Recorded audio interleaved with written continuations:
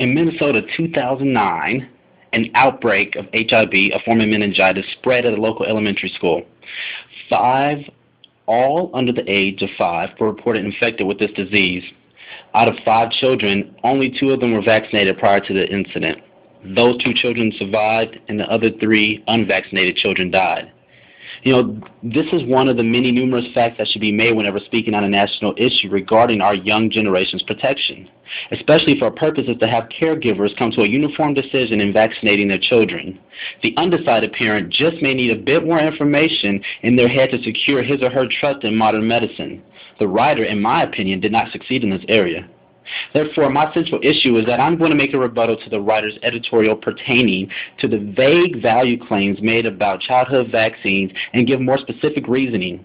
I will use the support of the writer's general claim and reinforce them with more inclusive statements, statistics, and ethical reasoning along with a warrant to provide backing to my rebuttal. Now, my main claim is of value. The writer did not provide enough sufficient data or claims to convey the gravity of having families vaccinate their children.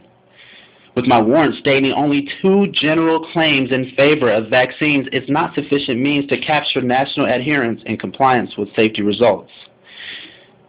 And a general claim of value was made that the writer stating vaccinations are the cornerstone of modern medicine. You know, that's just not good enough. As we look further into the editorial subclaims, we can point out some issues that should have been granted more time and effort due to this sensitive topic. A claim of value from the original editorial stated an analysis of more than 1,000 research studies surfaced from peer-reviewed journals who were seeking redress from a national injury compensation program. That sounds pretty serious to me. And being that adverse comes from the national program, I think implications would be that families had a strong belief in why they should not vaccinate their children. This, in theory, should call for more in-depth explanation than, as stated by the writer, vaccines eradicated smallpox and eliminated polio. You know, I believe in God. However, you can scientifically prove that God is not visible on earth. But guess what? You're going to have to do a lot more than just give me proof that he's not around for me to change my belief that God isn't around, or in this case, the fear of adverse effects. Another subclaim of mine is that the writer did not elaborate why peer-reviewed journals were even brought to advocate based on initial claim of childhood vaccines causing adverse effects. More specific reasoning should have been provided, such as why parents had the notion to even seek redress. During my research, I noticed that people were seeking redress solely on fear. In fact, technology communications state most parents, almost 70%, who refuse to vaccinate their children do so because they think vaccines will harm them. Another claim I had is that no evidence or supporting data was found after the writer made a claim of value stating, quote, parents should take comfort in conclusion reports about vaccine safety.